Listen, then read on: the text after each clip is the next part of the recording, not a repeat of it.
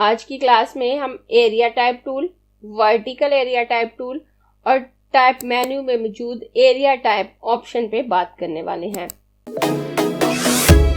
मैं हूं आपकी टीचर मुबीना बारी और आप देख रहे हैं एफर्ट फॉर सक्सेस। मज़ीद वीडियोस और अपडेट के लिए आप हमारी वेबसाइट विजिट कर सकते हैं। उसके अलावा आप हमें हमारे फेसबुक पेज पर भी फॉलो कर सकते हैं। एरिया टाइप टूल की मदद से हम किसी भी शेप के अंदर टेक्स्ट फिल कर सकते हैं। आप कोई भी शेप ड्रॉ करें और उसके अंदर आप इजीली टेक्स्ट फिल कर सकते हैं। मैं यहाँ से एक इलिप्स ड्रॉ कर लूंगी। यहाँ पे इलिप्स ड्रॉ करने के बाद मैं यहाँ से एरिया टाइप टूल लूं और एरिया टाइप टूल सिलेक्ट करने के बाद अगर मैं इसकी पाथ पे क्लिक करूं तो इसमें टेक्स्ट फिल हो जाएगा। और ऐसा आप ओवल शेप के साथ नहीं, आप कोई भी शेप ले सकते हैं। आप स्टार शेप ले सकते हैं, हार्ट शेप ले सकते हैं, कोई भी शेप लेकर जब आप उसमें टेक्स्ट फिल करेंगे तो ये टेक्स्ट उसमें फिल हो जाएगा। उसके बाद मैं यहाँ से एक पॉलीगॉन शेप ले लेती हूँ। मैं इसको उठा के थोड़ा सा यहाँ पे रख दूंगी और पॉलीगॉन शेप लेने के बाद मैं यहाँ से वर्टिकल एरिया टाइप टूल लूं और इस पे क्लिक करूं तो आप देखें मेरा टेक्स्ट वर्टिकली इसमें लिखा गया। और उसके बाद आप इसकी शेप को मजीद क्लियर और खूबसूरत करने के लिए इसको जस्टिफाई कर सकते हैं।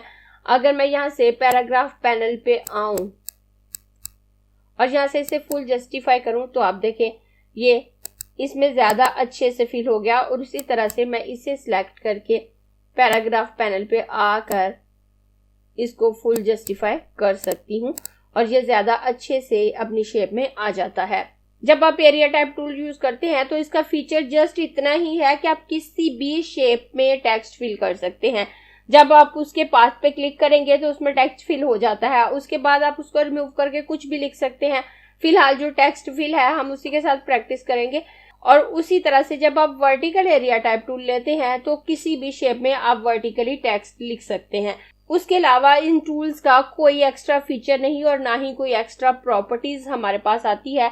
अगर मैं इसको सिलेक्ट करूं तो आप यहाँ पे देखेंगे वही तमाम प्रॉपर्टीज हमारे पास हैं जो टाइप टूल में थी। लेकिन जब हम टाइप मेन्यू में आते हैं और यहाँ से एरिया टाइप ऑप्शन पे क्लिक करते हैं तो इस तरह से पैनल हमारे पास आ जाता है और इसमें हमारे पास काफी सारे ऑप्शन मौजूद हैं। तो यहाँ सबसे पहले विड्थ है। मैं यहाँ से पहले प्रीव्यू ऑन कर लेती हूँ ताकि जो भी इफेक्ट आए वो मुझे यहाँ पे नजर आए। और अगर मैं इस विड्थ को ज्यादा करूँ तो आप देखें जो बॉक्स मैंने लगाया होगा, जो शेप मैंने ड्रॉ की होगी उसकी विड्थ ज्यादा होने लगती है, हाइट नहीं। आप देखें जैसे जैसे मैं इसको ज्यादा कर रही हूँ इसकी विड्थ ज्यादा हो रही है। और इसके बाहर का बॉक्स अपनी जगह पे मौजूद है, ये यहाँ पे मौजूद है ये लाइन, लेकिन इसकी विड्थ ज्यादा हो रही है। और अगर मैं इसको कम करूं तो ये कम हो जाएगी। आप देखें इसे मैं ज्यादा कम कर रही हूं तो जो बॉक्स मैंने लगाया था, जो शेप मैंने बनाई थी, ये उससे भी कम हो गई है। मैं इसको थोड़ा ज्यादा कर लेती हूँ। और उसके बाद यहाँ पे हाइट है तो आप यहाँ से इसकी हाइट को भी ज्यादा कर सकते हैं। अगर मैं इसकी हाइट को ज्यादा करूं तो जो शेप मैंने ड्रॉ की होगी जस्ट उसकी हाइट ज्यादा होगी। और आप एक साथ विड्थ और हाइट दोनों को ज्यादा कर सकते हैं। जैसे मैंने यहाँ से विड्थ ज्यादा की है और यहाँ से हाइट भी ज्यादा करूं तो इसकी विड्थ और हाइट दोनों ज्यादा हो जाएंगी। और उसके बाद नीचे ऑप्शन रो और कॉलम से रिलेटेड है। अगर आप अपने टेक्स्ट को कॉलम्स या रोज में डिवाइड करते हैं तो ये नीचे के कुछ ऑप्शन उस सूरत में आप उन पे अप्लाई कर सकते हैं। जब ये पैनल हमारे पास ओपन होता है तो हम कोई नया काम नहीं कर सकते। तो आप देखें जैसे ही मैं इसे सिलेक्ट करने की कोशिश कर रही हूँ तो मुझे एक वार्निंग साउंड सुनाई दे रही है और मैं इस पे कोई एक्शन नहीं ले सकती। जब हमारा ये पैनल ओपन होता है तो हम इस पैनल के ऑप्शन को यूज कर सकते हैं। इस पैनल से बाहर हम कोई वर्किंग नहीं कर सकते। बाहर कोई भी दूसरी वर्किंग करने के लिए हमें इस पैनल को ऑफ करना होता है। तो मैं यहाँ से कैंसिल करके इसको ऑफ कर देती हूँ और इन दोनों शेप को सिलेक्ट करके यहाँ से डिलीट कर देती हूँ। अपने नेक्स्ट ऑप्शन समझाने के लिए मैं यहाँ रेक्टेंगल शेप ले लूंगी। वैसे तो वो तमाम ऑप्शन किसी भी शेप पे अप्लाई होते हैं, लेकिन मैं यहाँ से रेक्टेंगल शेप लूंगी ताकि हम ज्यादा अच्छे से समझ सकें। और उसके बाद मैं एरिया टाइप टूल लेकर इस पे क्लिक करूंगी और इसमें टेक्स्ट फिल कर देती हूँ। टेक्स्ट फिल करने के बाद मैं इसको सिलेक्ट करूंगी, टाइप मेन्यू में आकर यहाँ से एरिया टाइप ऑप्शन पे क्लिक करूंगी और उसके बाद यहाँ पर रोज ऑप्शन है। रोज ऑप्शन से हम अपने टेक्स्ट को ज्यादा रोज में डिवाइड कर सकते हैं। अगर मैं यहाँ पे 2 रोज करती हूँ, मैं यहाँ से प्रीव्यू ऑन कर लेती हूँ ताकि आपको नजर आता रहे। तो ये 2 रोज में डिवाइड हो जाएगा। अगर मैं 3 करूंगी तो ये 3 रोज में डिवाइड हो जाएगा। और उसी तरह से हम कॉलम भी यहाँ पे ऐड कर सकते हैं। अगर मैं यहाँ पे 2 कॉलम करती हूँ तो ये 2 कॉलम में आ जाता है। अगर 3 कॉलम करती हूँ तो ये 3 कॉलम में डिवाइड हो जाएगा, आप देखें। और उसके बाद यहाँ पे स्पैन ऑप्शन है। स्पैन इन बॉक्सेस के अंदर की विड्थ और हाइट होती है। अगर हम रोज में हाइट ज्यादा करते हैं, हमारी रोज की हाइट ज्यादा होगी और ये बॉक्सेस नीचे की तरफ बड़े होने लगेंगे। और अगर हम कॉलम वाइज इनको ज्यादा करते हैं तो ये कॉलम हॉरिजॉन्टली बड़े होने लगेंगे और इनके साइज चेंज होने लगेगा। जैसे आप देखें, मैं यहां से अगर स्पैन को ज्यादा करती हूं तो आप देखें ये बॉक्सेस बड़े हो रहे हैं। मेरी ओरिजिनल लाइन यहाँ पे मौजूद है, ये डॉट्स आपको यहाँ पे नजर आ रहा है। मेरी ओरिजिनल लाइन, ओरिजिनल बॉक्स यहाँ पे मौजूद है और ये इतना एरिया इसमें बड़ा हो गया और इसमें से जो एक्स्ट्रा टेक्स्ट था वो ऊपर शिफ्ट हो गया और ये नीचे मेरे पास खाली बॉक्स आ रहा है। और अगर मैं इसको हॉरिजॉन्टली बड़ा करना चाहती हूँ तो मैं यहाँ से कॉलम वाइज इसको ज्यादा करूँ तो आप देखें कॉलम वाइज भी ये बड़ा हो रहा है। अब मेरा ओरिजिनल बॉक्स यहाँ पे मौजूद है और इतना बॉक्स मेरा बड़ा हो चुका है। उसके बाद मैं इनको वापस ओरिजिनल हालत में ले आती हूँ। और स्पैन के बाद नेक्स्ट ऑप्शन हमारे पास फिक्स्ड है। तो फिक्स्ड ऑप्शन स्पैन के हवाले से ही है। जो स्पैन हम अप्लाई कर रहे हैं, अगर हम उसको फिक्स करना चाहें तो कर सकते हैं। इसको मैं थोड़ी देर बाद आपको बताती हूँ। फिलहाल मैं गटर की तरफ आती हूँ। तो गटर इन कॉलम और रोज के दरमियान की ये खाली स्पेस होती है। जब आप स्पैन अप्लाई कर रहे होते हैं तो वो इन बॉक्सेस के अंदर की स्पेस होती है, वो इन बॉक्सेस के अंदर की स्पेस को कम या ज्यादा करता है। लेकिन जब हम गटर अप्लाई करते हैं तो इन 2 बॉक्सेस के दरमियान, इन कॉलम और रोज के दरमियान जो स्पेस है वो ज्यादा होती है। तो अगर मैं रो वाइज इस गटर को ज्यादा करती हूँ तो आप देखें ये बॉक्सेस उतने ही हैं लेकिन इनके दरमियान ये स्पेस ज्यादा हो गई। और अगर मैं कॉलम वाइज इस स्पेस को ज्यादा करती हूँ तो आप देखें इन कॉलम के दरमियान स्पेस ज्यादा हो गई। उसके बाद फिक्स्ड ऑप्शन बताने के लिए मैं रोज और कॉलम की तादाद कम कर लेती हूँ और टेक्स्ट भी थोड़ा ले लेती हूँ ताकि आपको ज्यादा अच्छे से बता सकूं। तो मैं इसको कैंसिल कर देती हूँ और इसको यहाँ से डिलीट कर दूंगी। डिलीट करने के बाद मैं यहाँ पे छोटा बॉक्स लगाती हूँ। तो मैं यहाँ पर थोड़े छोटे साइज का बॉक्स लगा लेती हूँ और उसके बाद मैं यहाँ से एरिया टाइप टूल लूंगी और इस पर क्लिक करके मैं इसमें टेक्स्ट फिल कर देती हूँ। और उसके बाद मैं यहाँ से सिलेक्शन टूल की मदद से इसको सिलेक्ट करूंगी। टाइप मेन्यू में आकर एरिया टाइप ऑप्शन पे आऊंगी और उसके बाद हम फिक्स्ड ऑप्शन पे बात करने वाले हैं। तो मैं यहाँ पे 2 रोज ऐड कर लेती हूँ, प्रीव्यू में ऑन कर लेती हूँ। तो आप देखें इसमें 2 रोज आ गई। उसके बाद मैं यहाँ पे 2 कॉलम कर लेती हूँ। 2 कॉलम ऐड करने के बाद अब मैं यहाँ से इस स्पैन को ज्यादा कर दूंगी, कॉलम वाइज भी स्पैन को ज्यादा कर दूंगी। अभी मैंने फिक्स्ड ऑप्शन यूज नहीं किया और यहाँ मैं आपको यही बताने वाली हूँ कि जब हम फिक्स्ड ऑप्शन यूज करेंगे तो क्या इफेक्ट आएगा और अगर हम फिक्स्ड ऑप्शन यूज नहीं करते तो क्या इफेक्ट आएगा। तो मैं यहाँ पे फिक्स्ड ऑप्शन यूज किए बगैर स्पैन अप्लाई कर रही हूँ और अप्लाई करने के बाद यहाँ से ओके कर दूंगी। ओके करूंगी तो ये स्पैन यहाँ पे अप्लाई हो गया। अब यहाँ से अगर मैं इसकी विड्थ को ज्यादा करूं तो आप देखें इसकी विड्थ ज्यादा हो गई और ये टेक्स्ट यहाँ पे शिफ्ट हो गया। और उस तरह से अगर मैं इसकी हाइट ज्यादा करती हूँ तो भी ये इसी तरह से एक वर्क करेगा। अब इसमें से भी कुछ टेक्स्ट इस तरफ शिफ्ट हो गया है और ये बॉक्सेस खाली हो गए। मैं अब कंट्रोल जी कर देती हूँ और इसको वापस ओरिजिनल हालत में ले आती हूँ।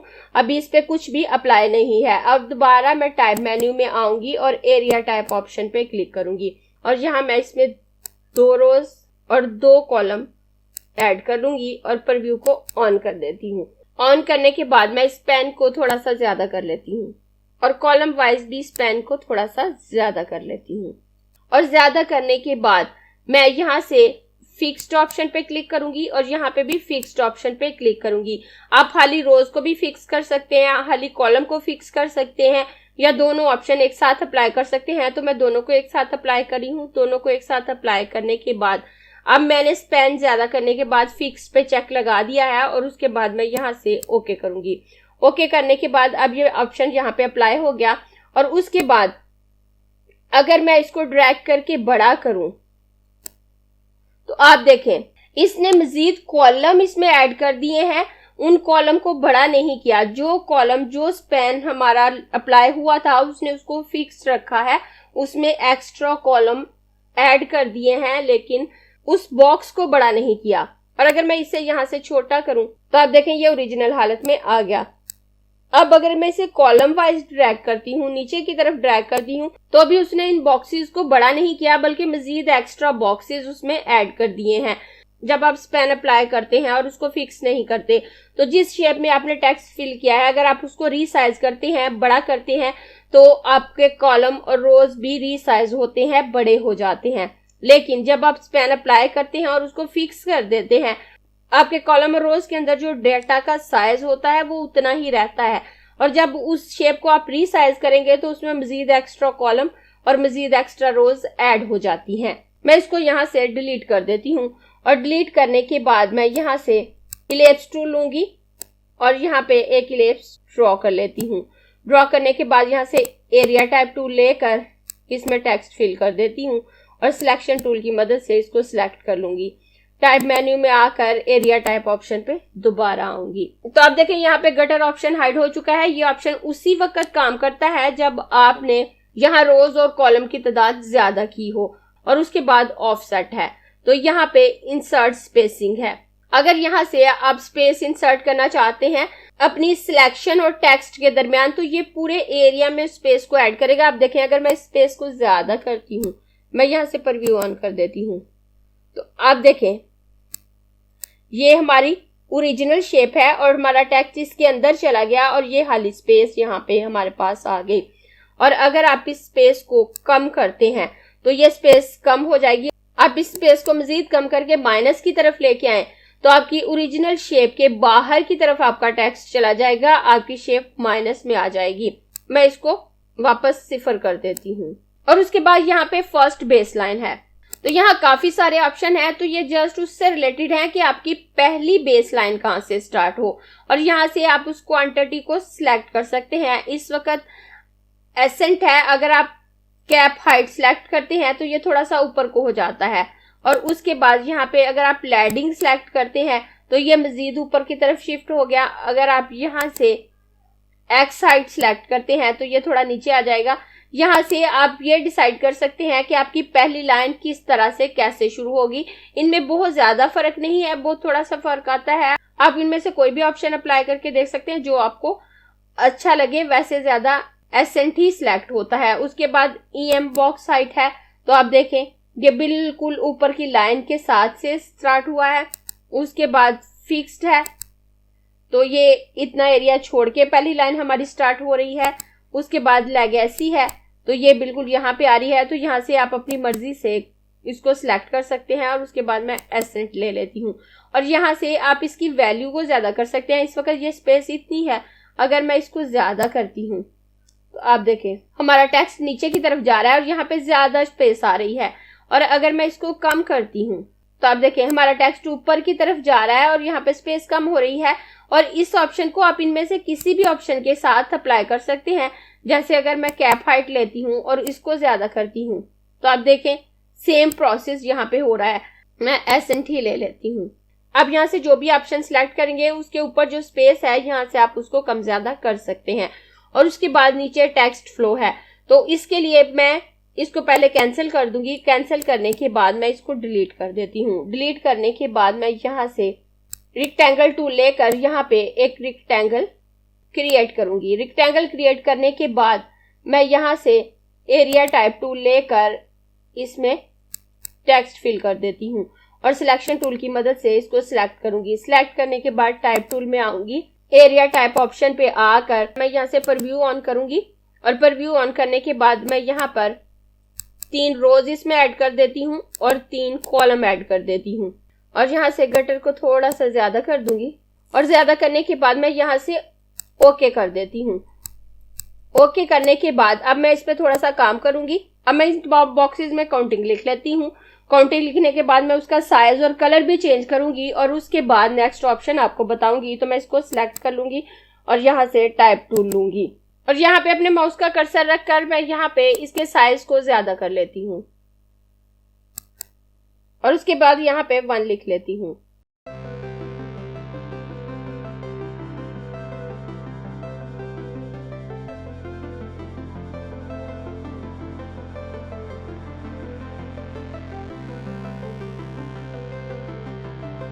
अब यहाँ मैंने काउंटिंग लिख ली है, काउंटिंग मैंने रो वाइज लिखी है। आप देख सकते हैं 1 2 3 को मैंने रेड कलर में हाईलाइट किया है, 4 5 6 को ब्लू और 7 8 9 को मैंने ग्रीन कलर में हाईलाइट किया है। उसके बाद मैं इसको सिलेक्ट करूंगी, टाइप मेन्यू में आकर एरिया टाइप ऑप्शन पे क्लिक करूंगी और उसके बाद प्रीव्यू ऑन कर लेती हूँ। और उसके बाद टेक्स्ट फ्लो है, तो टेक्स्ट फ्लो इस वक्त by row left to right है और हमारी रोज इसी तरह से चल रही है 1 2 3। और अगर हम बाय कॉलम करते हैं इसको तो ये 1 2 3 ऊपर नीचे आ जाएगा और 3 के बाद 4 कॉलम यहाँ से शुरू होगा, 2 नहीं। अब देखें अगर मैं इस पे क्लिक करती हूँ तो आप देखें 1 2 3 यहाँ पे आ गया, 4 5 6 यहाँ, 7 8 9 यहाँ पे। आप इन कलर से अच्छे से आइडिया लगा सकते हैं। और अगर मैं दोबारा क्लिक करूं तो ये यहाँ पे आ जाएगा। इस तरह से अगर आप टेक्स्ट को बाय रो या बाय कॉलम फ्लिप करना चाहते हैं तो इन ऑप्शन की मदद से कर सकते हैं। और जो चेंजिंग आप यहाँ पे कर रहे हैं अगर आप उसको अप्लाई करना चाहते हैं तो ओके कर दें, अदरवाइज आप कैंसिल कर सकते हैं। और उसके बाद मैं इसको डिलीट कर देती हूँ। और डिलीट करने के बाद अब मैं रेक्टेंगल टूल लूंगी और यहाँ पर एक रेक्टेंगल क्रिएट कर लेती हूँ।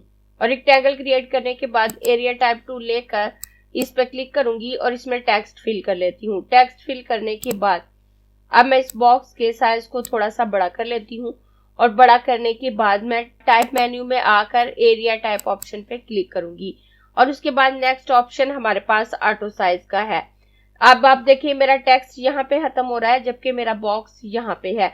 अगर मेरा बॉक्स मेरे टेक्स्ट से बड़ा है और मैं यहाँ पर ऑटो साइज करूंगी तो ये इस टेक्स्ट के मुताबिक सेट हो जाएगा। मैं यहाँ पे प्रीव्यू ऑन कर लेती हूँ तो आप देखिए मैं ऑटो साइज पे चेक लगाऊंगी तो मेरा बॉक्स यहाँ पे आ गया, इसकी सिलेक्शन यहाँ पे आ गई। और अगर मैं ऑटो साइज पे से चेक हटाऊंगी तो ये वापस यहाँ पे आएगा। मैं दोबारा ऑटो साइज पे अगर चेक लगाऊं तो आप देखिए ये लाइन यहाँ पे आ गई। ये मुझे इंडिकेट कर रहा है कि फिलहाल मेरा बॉक्स यहाँ पे है, लेकिन जैसे ही मैं ओके करूंगी वो इस लाइन के मुताबिक यहाँ पे एडजस्ट हो जाएगा। यहाँ से ओके करूं तो आप देखें इसी के मुताबिक मेरा बॉक्स सेट हो गया। जैसा कि शुरू में मैंने आपको बताया कि आप किसी भी शेप में अपने टेक्स्ट को फिल कर सकते हैं, तो अब मैं प्रैक्टिकली आपको करके दिखाती हूँ। मैं इसको डिलीट कर देती हूँ। अब मैं एक इमेज अपने डॉक्यूमेंट में ऐड कर लूंगी। मैं फाइल मेन्यू पे आकर प्लेस ऑप्शन पे क्लिक करूंगी और डेस्कटॉप से इस इमेज पे क्लिक करके प्लेस ऑप्शन पे क्लिक करूंगी और इसे अपने डॉक्यूमेंट में ऐड कर लूंगी। और इमेज को प्लेस करने के बाद मैं इसको जूम करूंगी। जूम करने के बाद मैं यहां से फिलिंग नन कर दूंगी और आउटलाइन के कलर को रेड कर लेती हूँ। और उसके बाद मैं पेन टूल लेकर सिलेक्शन बनाना शुरू करूंगी। सिलेक्शन में स्पीड अप करके बनाऊंगी। पेन टूल को कैसे इस्तेमाल करना है और इससे सिलेक्शन कैसे बनानी है वो हम पेन टूल वाली क्लास में देख चुके हैं।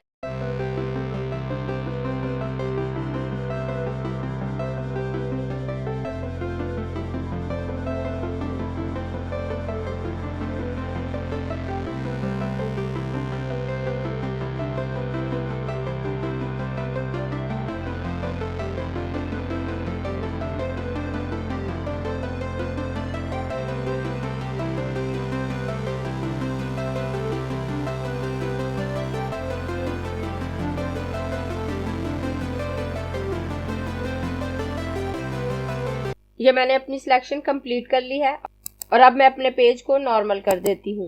और उसके बाद मैं इस सिलेक्शन को उठाकर यहाँ पे रख दूंगी। और यहाँ पे रखने के बाद मैं यहाँ से एरिया टाइप टूल लूंगी और एरिया टाइप टूल लेकर इस पे क्लिक करूंगी तो इसमें टेक्स्ट फिल हो जाएगा। और टेक्स्ट को फिल करने के बाद मैं यहाँ से पैराग्राफ पैनल को ओपन करूंगी और इसको यहाँ पे फुल जस्टिफाई कर लेती हूँ। और उसके बाद मैं सिलेक्शन खत्म करूं तो अब देखिए बिल्कुल उसी शेप में मेरा टेक्स्ट लिखा गया है जिस शेप में मैंने अपनी सिलेक्शन ली थी। इस तरह से आप किसी भी शेप में अपने टेक्स्ट को लिख सकते हैं। अगर आपको ये क्लास पसंद आई है तो लाइक कीजिए, अपने दोस्तों के साथ शेयर भी कीजिए ताकि वो भी सीख सके। आप अपने क्वेश्चंस और व्यूज नीचे कमेंट बॉक्स में लिख सकते हैं। और अगर आपने चैनल सब्सक्राइब नहीं किया तो प्लीज सब्सक्राइब कीजिए ताकि आपको आने वाली वीडियोस का नोटिफिकेशन फौरन से मिल सके।